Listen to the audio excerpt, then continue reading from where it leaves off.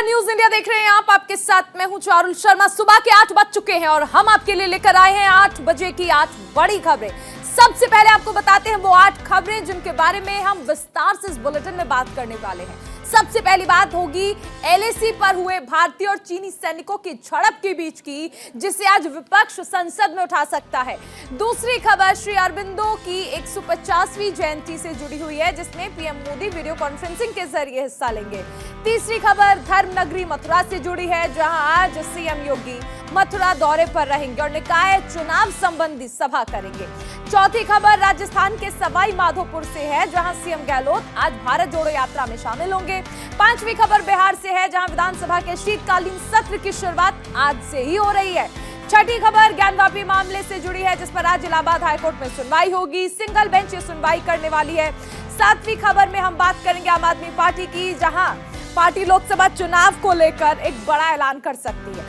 आखिरी और 8वीं खबर बिल्किस बानो केस पर हो रही सुनवाई से जुड़ी हुई होगी। तो ये 8 बजे की 8 बड़ी खबरें जिनके बारे में विस्तार से हम चर्चा करेंगे।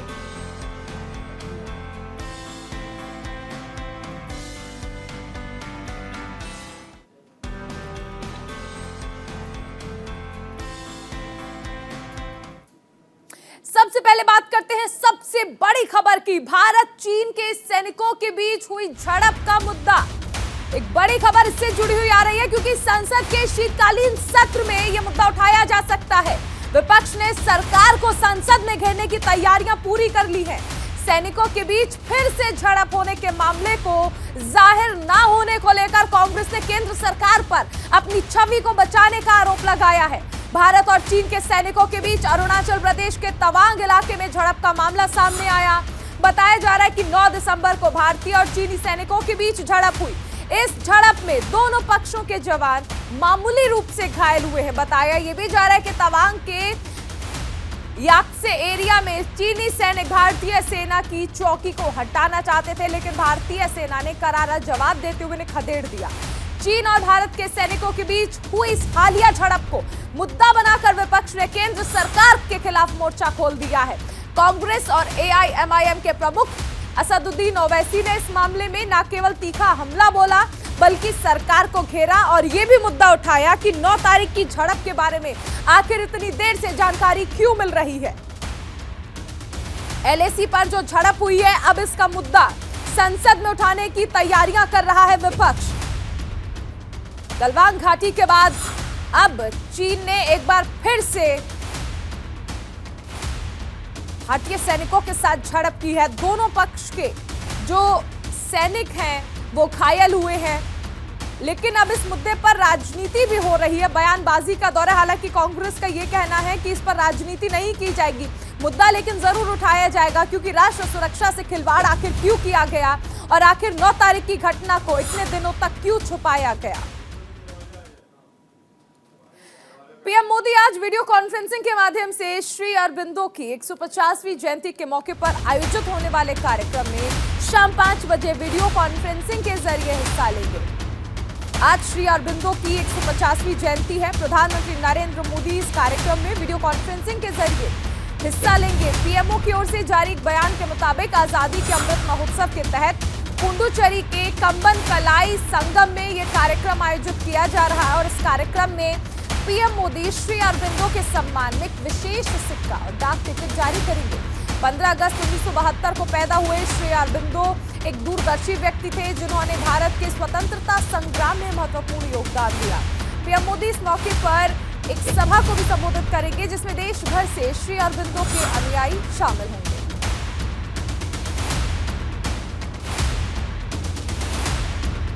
वीडियो कॉन्फ्रेंसिंग के जरिए प्रधानमंत्री नरेंद्र मोदी समारोह में जुड़ेंगे, सभा को संबोधित भी करेंगे। प्रधानमंत्री नरेंद्र मोदी विशेष सिक्का, एक डाक टिकट भी इस दौरान जारी किया जाएगा। कार्यक्रम में शामिल होने के लिए देश भर के जो अनुयायी हैं वो भी अपनी भागीदारी सुनिश्चित करेंगे। ये हमने आपको बताया कि प्रधानमंत्री नरेंद्र मोदी आज किस तरह से जुड़ने वाले हैं इस कार्यक्रम में। चलिए इसके बाद बात करते हैं एक और बड़ी खबर की। मुख्यमंत्री योगी आदित्यनाथ आज मथुरा दौरे पर रहेंगे। बड़ी खबर आपको बताई जा रही है, सीएम योगी आदित्यनाथ मथुरा दौरे पर रहेंगे और यहां पर सेठ बीएन पोद्दार इंटर कॉलेज में आयोजित भाजपा प्रबुद्ध वर्ग के सम्मेलन में प्रतिभाग करेंगे। इस दौरान मुख्यमंत्री धर्मनगरी को करीब 822 करोड़ की योजनाओं की सौगात भी देंगे। साथ ही सीएम योगी आदित्यनाथ प्रदेश में होने वाले निकाय चुनाव में अपना दमखम दिखाएंगे।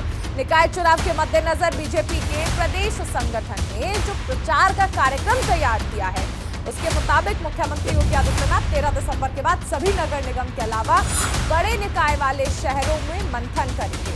सीएम योगी रोड शो के साथ बड़ी सभाएं भी करेंगे। मथुरा में मुख्यमंत्री के आगमन को देखते हुए पुलिस और प्रशासनिक स्तर पर सभी तैयारियां पूरी कर दी गई हैं। सीएम योगी मथुरा दौरे पर रहेंगे और यहां पर बीजेपी प्रबुद्ध वर्ग के सम्मेलन में हिस्सा लेंगे।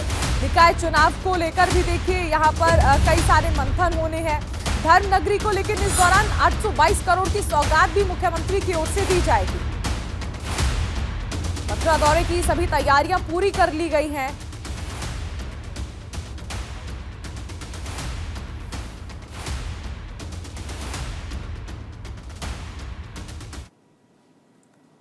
और अब तीसरी बड़ी खबर कांग्रेस की भारत जोड़ो यात्रा से जुड़ी हुई आ रही है, क्योंकि आज ये यात्रा राजस्थान के सवाई माधोपुर में प्रवेश करने वाली है।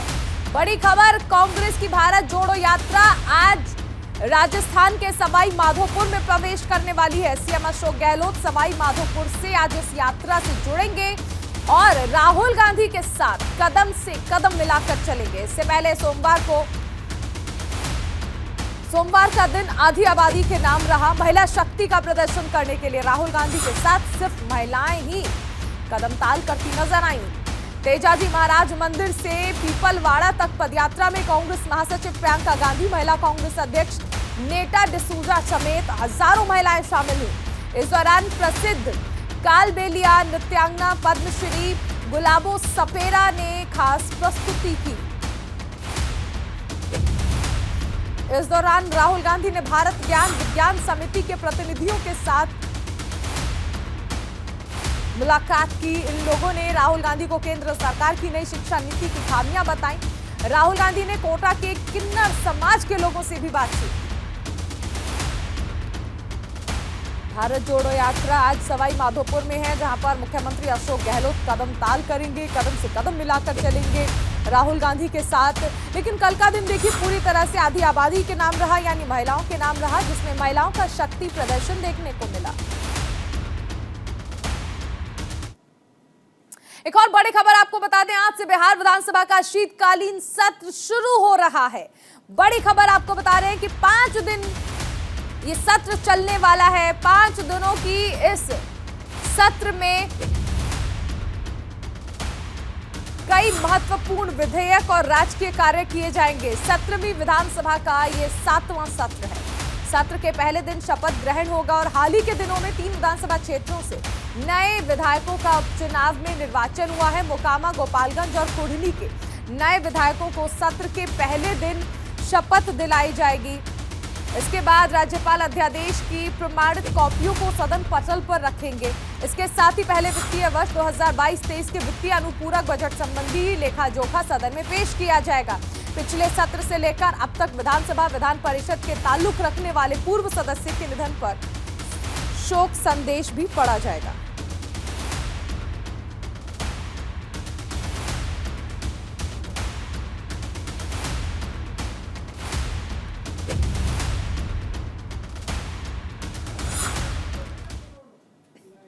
एक और बड़ी खबर आपको बता दें, ज्ञानवापी विवाद से जुड़ी है ये बड़ी खबर, जिस पर आज सुनवाई होनी है। इलाहाबाद हाईकोर्ट में ज्ञानवापी विवाद से जुड़े मामले में सुनवाई पूरी नहीं हो पाई थी गुरुवार को।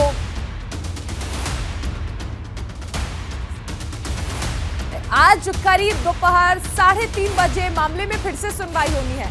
जस्टिस जे मुनीर की सिंगल बेंच इस मामले में सुनवाई करेगी। बता दें कि वाराणसी की जिला अदालत में चल रहे श्रृंगार गौरी केस को लेकर मुस्लिम पक्ष ने इलाहाबाद हाईकोर्ट में दाखिल की गई याचिका पर कोर्ट में सुनवाई की जा रही है। ज्ञानवापी मस्जिद की इंतजामिया कमेटी ने 12 सितंबर को जिला जज की कोर्ट से अर्जी खारिज किए जाने के फैसले को इलाहाबाद हाईकोर्ट में चुनौती दी थी। तो आज सुनवाई होनी है दोपहर करीब 3:30 बजे। मामला अभी भी कोर्ट में है, विचाराधीन है और सिंगल बेंच देखिए इस मामले में सुनवाई करेगी। जस्टिस जे मुनीर की ये सिंगल बेंच है जो सुनवाई करने वाली है। आज ज्ञानवापी मामले में आज फिर से सुनवाई होगी।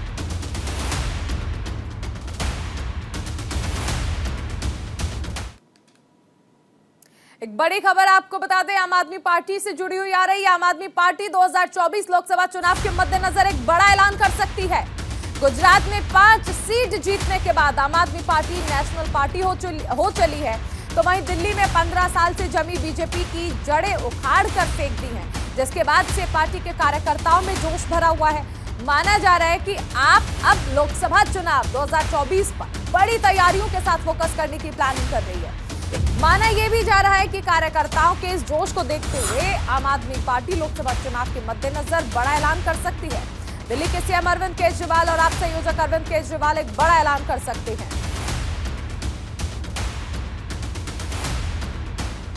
लोकसभा चुनाव को लेकर यह माना जा रहा है कि बड़ा ऐलान आम आदमी पार्टी की ओर से किया जा सकता है।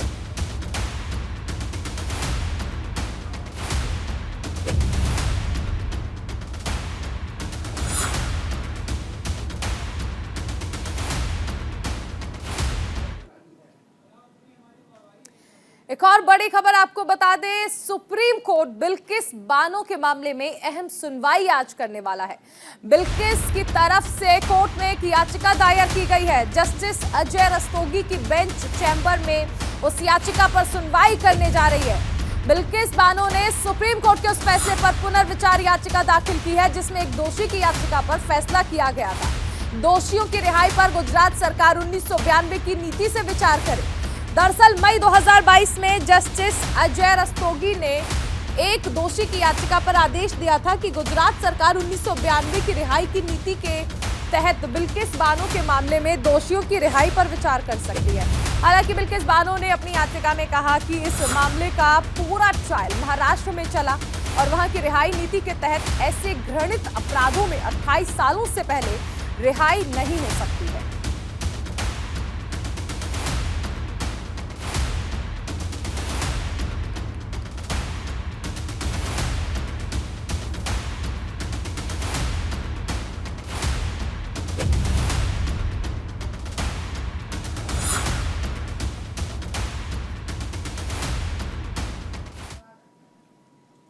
तो 8 बजे की 8 बड़ी खबरों के बाद कुछ और खबरों का रुख करते हैं। एक और बड़ी खबर आपको बता दें, पीएम मोदी को धमकी देने वाला राजा पटेरिया गिरफ्तार हो गया है। दमोह से पुलिस ने राजा पटेरिया को गिरफ्तार किया है।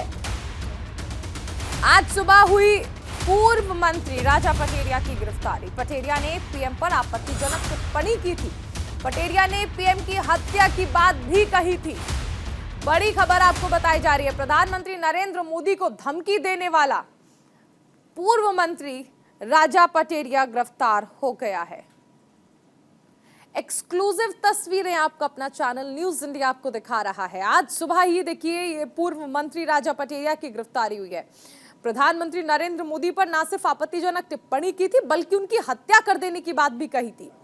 प्रधानमंत्री को धमकी दी गई, जिसके बाद जो एजेंसियां हैं वो तुरंत ही एक्शन में आई और पूर्व मंत्री राजा पटेरिया की गिरफ्तारी हुई है। दमोह से यह गिरफ्तारी हुई है।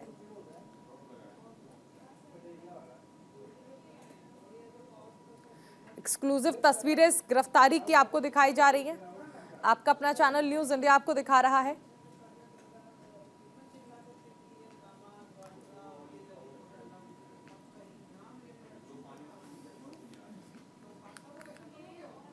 एक और बड़ी खबर आपको बता दें, अफगानिस्तान के काबुल में ब्लास्ट हुआ है।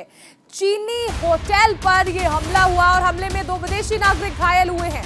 मुठभेड़ में तीनों हमलावर मार गिराए गए हैं। तालिबान की ओर से यह दावा किया गया है। अफगानिस्तान की राजधानी काबुल में सोमवार को चीनी होटल के नाम से मशहूर एक रेस्टोरेंट और गेस्ट हाउस पर हमला हुआ। जानकारी के मुताबिक हमला दोपहर करीब 3 बजे हुआ।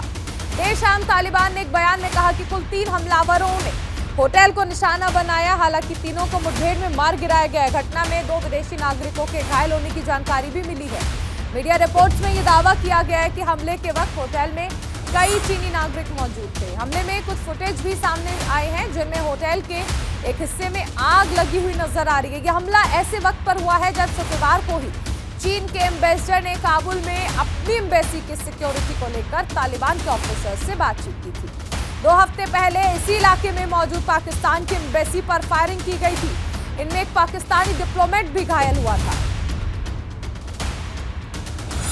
तो तालिबान की ओर से यह दावा किया गया कि जो 3 हमलावर थे उन्हें ढेर कर दिया गया है। काबुल के चीनी होटल जहां पर यह विस्फोट हुआ, हालांकि तालिबान में सुरक्षा का मुद्दा लगातार उठाया जा रहा है। सबसे पहले पाकिस्तानी डिप्लोमेट जिस तरह घायल हुए, उसके बाद चीन ने भी बातचीत की थी। सुरक्षा एक अहम मुद्दा बन गया है तालिबान में, अफगानिस्तान में। तालिबान सरकार ने हालांकि इसमें यह दावा किया है कि जो 3 हमलावर थे उन्हें मार दिया गया है, उन्हें मुठभेड़ में ढेर कर दिया गया है। 2 विदेशी नागरिक इस दौरान घायल हुए हैं। अफगानिस्तान की राजधानी काबुल में यह ब्लास्ट हुआ दोपहर करीब 3:30 बजे। होटल के एक हिस्से में आग भी लग गई।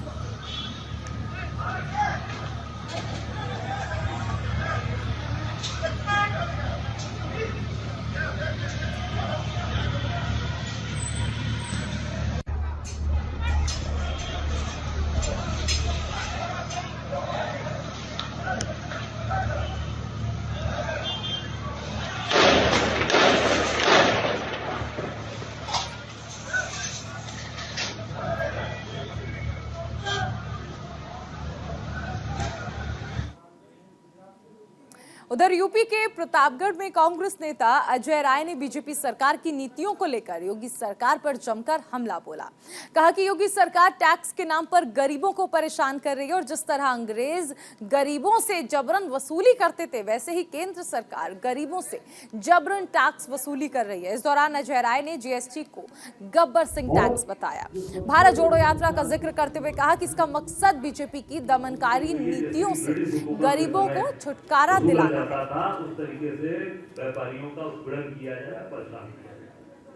यही है भारत जोड़ो यात्रा का मकसद कि लोगों के अंदर जो डर है, भय, जो शोषण, जो उनको परेशान किया जा रहा है, इसका मुख्य मकसद है राहुल जी ने जो यात्रा प्रारंभ की है कन्याकुमारी से कश्मीर की, कि जो भारत जोड़ो उसका नाम दिया है कि भारत में जो तनाव व्याप्त है, जो लोगों के आपसी भाईचारे खराब हुए या लोग डरे हुए हैं, सहमे हुए हैं, अनावश्यक जीएसटी जो राहुल जी ने कहा कि गब्बर सिंह टैक्स, उसकी वजह से दुकान छोड़ के व्यापारी भागा हुआ है।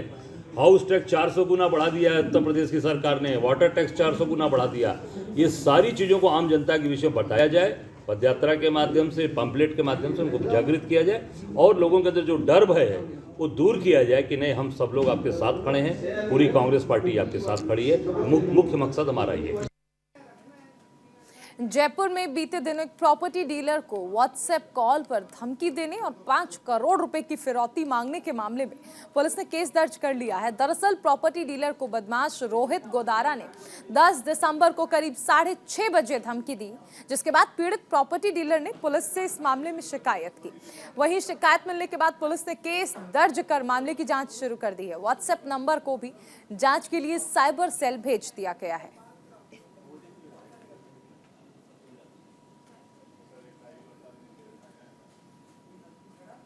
उधर क्रिकेट के इतिहास में कीर्तिमान स्थापित करने के बाद ईशान किशन देर शाम रांची पहुंचे, जहां बिरसा मुंडा हवाई अड्डे पर कारोबारियों और प्रशंसकों ने उनका जोरदार स्वागत किया। बता दें कि बांग्लादेश में 1 दिवसीय मैच में ईशान ने सबसे तेज दोहरा शतक बनाने का विश्व रिकॉर्ड बनाया।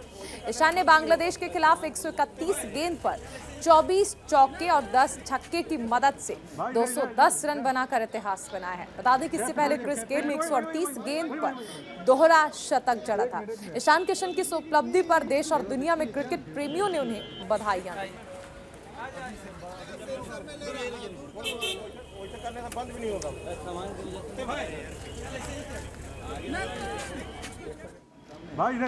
तो रांची में जोरदार स्वागत हुआ है। क्रिकेट के इतिहास में कीर्तिमान स्थापित करने के बाद ईशान किशन देर शाम रांची पहुंचे थे, जहां बिरसा मुंडा हवाई अड्डे पर करीबियों और प्रशंसकों ने उनका जोरदार स्वागत किया। बांग्लादेश में एक दिवसीय मैच में ईशान ने सबसे तेज दोहरा शतक बनाने का विश्व रिकॉर्ड बनाया।